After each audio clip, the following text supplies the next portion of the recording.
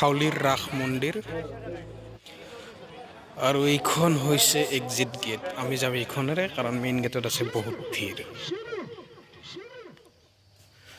সকলোকে স্বাগতম জনাইছোঁ কুলজিত ব্লগৰ অন্য এটা নতুন ভিডিঅ'লৈ। আজি যাম হাউলিৰ ৰাস চাবলৈ।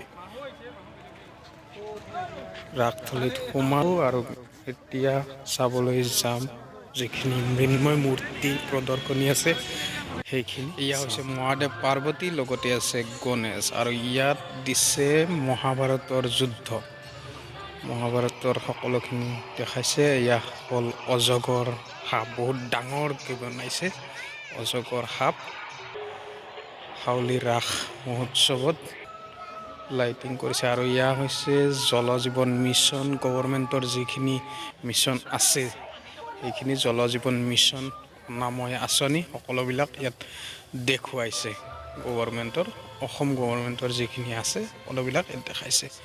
আৰু এয়া হ'ল মহাপুৰুষ শ্ৰীমন্ত শংকৰদেৱ, দামোদৰদেৱ, হৰিদেৱ আৰু মাধৱদেৱ।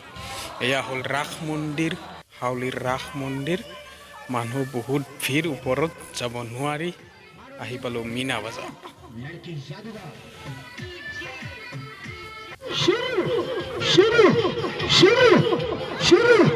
चालू होने लगा, स्टार्ट होने लगा, आरंभ होने लगा, चालू होने लगा, शुरू होने लगा। चालू चालू चालू टिकट के हाँ, टिकट के हाँ, टिकट के हाँ, टिकट के हाँ। মীনা বজাৰত গোটেইবিলাকে নিজৰ নিজৰ আকৰ্ষণ কি কি আছে, সেই চাৰ্কাছ হওক বা চেৰকি হওক সকলোবিলাক চিঞৰি আছে যাতে মানুহ সোনকালে আহে।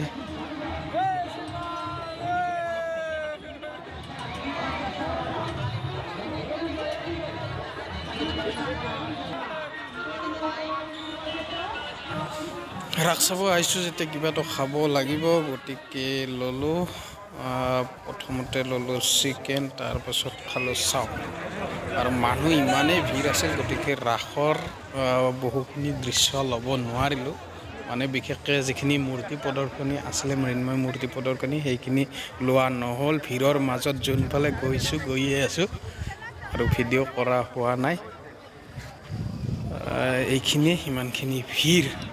এয়া হৈছে পুতলা গাড়ী, এইবিলাকৰ দোকান বাহিৰতে আছে, ৰাস্তাৰ কাষতে এইবিলাক।